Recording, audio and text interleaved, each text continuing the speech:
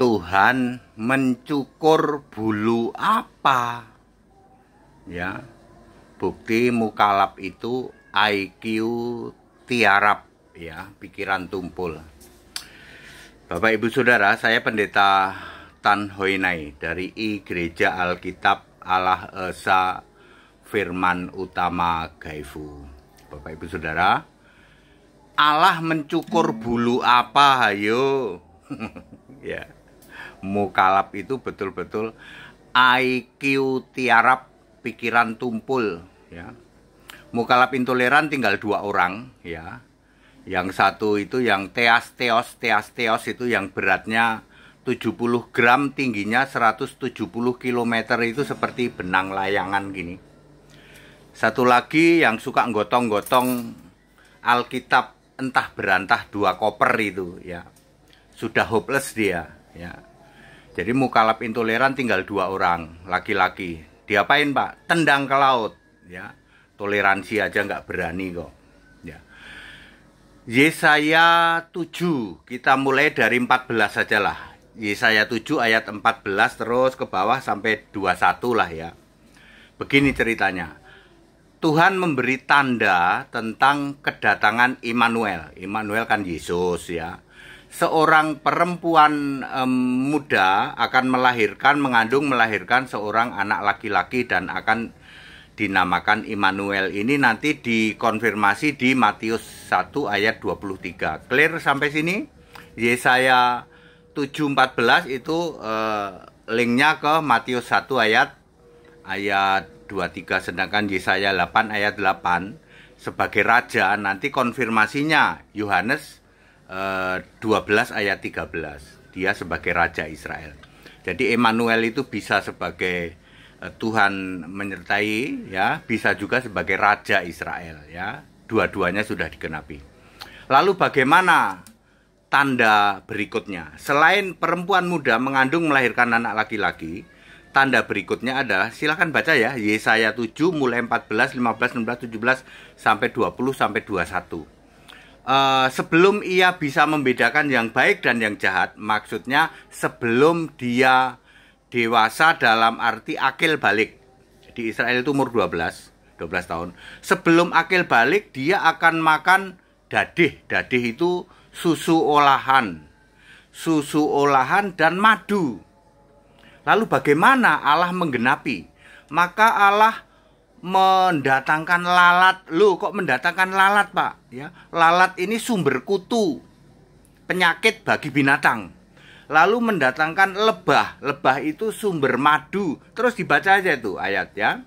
Lalu Tuhan memakai orang yang ditunjuk meminjam pisau cukur dari sebelah sana, ya, dipinjam untuk nyukur apa, hayo? Para mukalaf IQ tiarap terobsesi mencukur bulu paha, Pak. Jorok, ngeres pikiranmu. Yang dicukur adalah bulu binatang, bulu domba, ya. Dari bulu kepala, bulu paha, pangkal paha sampai jenggot. Kenapa begitu? Kan diserang kutu dari lalat-lalat itu. Lalu boleh dibilang bulunya digundulin lah. Inilah cikal bakal domba perahan. Ini bukan wool untuk buah. Jadi domba itu ada jenis wool, ada jenis untuk susu, ya. Ini menjadi domba untuk susu dicukur. Jadi yang dicukur bulu domba, Pak. Betul. Kok mukalaf terobsesi bulu paha, ya, Pak? Namanya juga ngeres, IQ tiarap, ya. Tumpul pikirannya, ya. Jadi dicukur bulu domba. Lalu ini cikal bakal menjadi domba perahan. Demikian pula lembu.